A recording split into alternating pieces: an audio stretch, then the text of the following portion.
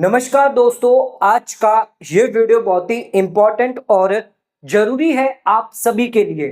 आज के इस वीडियो का टॉपिक है रिबेट 87A के लिए नई अपडेट आ चुकी है income tax return filing for the assessment year 2025-26।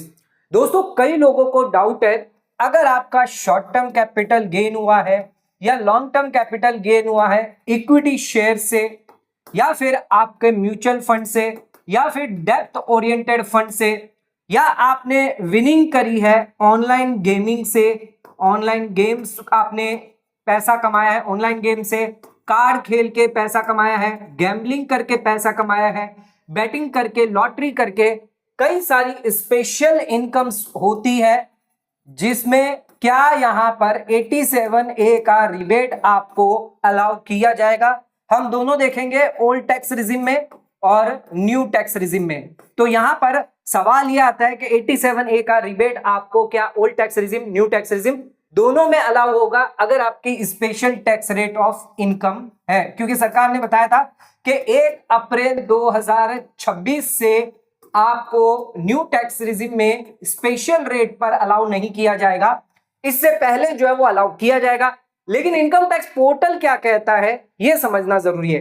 Income tax portal के हिसाब से क्या यहां पर आपको short term capital gain 111A के अंदर एग्जम्पशन या रिबेट जो है 87A का, क्या यह अलाउ किया जाएगा या नहीं किया जाएगा।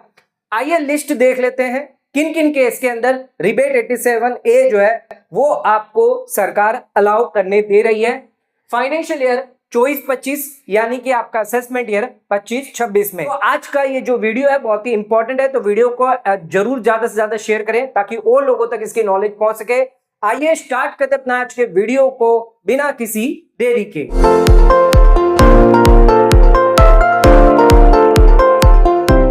तो आइए स्टार्ट करते अपना आज के वीडियो को और जानते हैं सेक्शन 87A का रिबेट कौन से केस में आपको अलाउ किया जाएगा। तो यहां पर आ जाता है, सबसे पहला है हमारा short term capital gain 111A। अगर आपने लिस्टेड इक्विटी शेयर बेचे हैं, म्यूचुअल फंड बेचा है, इक्विटी ओरिएंटेड म्यूचुअल फंड बेचा है और आपका शॉर्ट टर्म कैपिटल गेन हुआ है, तो उस केस में क्या आपको रिबेट ओल्ड टैक्स रिजिम में मिलेगा? यस, ओल्ड टैक्स रिजिम में आपको मिलेगा। लेकिन न्यू टैक्स रिजिम में आपको यहां पर पोर्टल अलाउ नहीं करेगा, तो ये न्यू टैक्स रिजिम में आपको जो है वो अलाउ नहीं होगा। अगर आपका शॉर्ट टर्म कैपिटल गेन हुआ है लिस्टेड इक्विटी शेयर से हुआ है या फिर इक्विटी ओरिएंटेड म्यूचुअल फंड से अगर शॉर्ट टर्म गेन हुआ है तो न्यू टैक्स रिजिम में आपको अलाउ नहीं किया जाएगा। अब बात करते हैं long term capital gain 112A के अंदर आपको लिस्टेड इक्विटी शेयर या म्यूचुअल फंड से हुआ है। ध्यान रखिएगा, यहां पर आपको 1,25,000 का एग्जम्पशन मिलता है और यहां पर स्पेसिफिकली कहा गया 87A रिबेट में 112A long term capital gain पर ना ही आपको ओल्ड टैक्स रिजिम में बेनिफिट मिलेगा, ना ही आपको न्यू टैक्स रिजिम में बेनिफिट दिया जाएगा। ध्यान रखिएगा, यहां पर रिबेट 87A की बात कर रहे हैं हम। अगर ओल्ड टैक्स रिजिम में कितना मिलता है, 12,500 रुपए तक का रिबेट मिलता है। न्यू टैक्स रिजिम की बात करें तो 20,000 रुपए तक का आपको रिबेट मिलता है। तो क्या इन केसेस के अंदर आपको रिबेट अलाउ होगा या नहीं होगा, यह हम आपको बता रहे हैं। इसके अलावा बात करते हैं विनिंग्स की। अगर आपने lottery, crossword puzzle, horse race किया है, कार्ड गेम करी है, गैम्बलिंग करी है, बैटिंग करी है, तो इसमें 30% फ्लैट रेट टैक्स लगता है, स्पेशल टैक्स रेट है। ओल्ड टैक्स रिजिम में यस आपको रिबेट 87A मिल जाता है, लेकिन न्यू टैक्स रिजिम में आपको अलाउ नहीं किया जाएगा। ध्यान रखिएगा, न्यू टैक्स रिजिम में आपको winning, lottery, crossword puzzle allow नहीं किया जाएगा। नेक्स्ट आ जाते हैं, अगर आप विनिंग करते हैं ऑनलाइन गेमिंग से, आजकल हम रमी खेलते हैं, ड्रीम 11 सर्कल पर खेलते हैं, जहां पर ऑनलाइन गेम से अगर हम पैसा कमाते हैं तो यहां पर भी आपको 30% फ्लैट रेट टैक्स लगता है। तो क्या ये आपको रिबेट 87A का मिलेगा? ओल्ड टैक्स रिजिम की बात करें तो यस आपको मिल जाएगा, लेकिन न्यू टैक्स रिजिम में आपको रिबेट नहीं मिलेगा। अब बात करते हैं क्रिप्टो की, VDA की। यहां पर भी आपका टैक्स रेट जो है वो 30% है। शॉर्ट टर्म कैपिटल गेन में 15% और 23 जुलाई के बाद 20% होता है। लॉन्ग टर्म कैपिटल गेन में 20% विथ इंडेक्सेशन और अब 23 जुलाई के बाद 12.5% का टैक्स रेट लगेगा। क्रिप्टो VDA की बात करें तो ओल्ड टैक्स रिजिम में आपको 87A रिबेट मिल जाता है, लेकिन न्यू टैक्स रिजिम में आपको अलाउ नहीं किया जाएगा। ध्यान रखिएगा, न्यू टैक्स रेजिम में अभी तक आपको अलाउ नहीं किया जाएगा। अगर इन पर आप 87A का अगर ये इनकम होती है और 87A का रिबेट लेना चाहते हैं तो न्यू टैक्स रेजिम में नहीं ले सकते, ओल्ड टैक्स रेजिम में मिल जाएगा, सिर्फ लॉन्ग टर्म कैपिटल गेन को छोड़कर। नेक्स्ट आ जाते हैं, अगर आपको शॉर्ट टर्म कैपिटल गेन हुआ है डेप्थ म्यूचुअल फंड से, तो क्या इस केस में हमें 87A का रिबेट मिलेगा?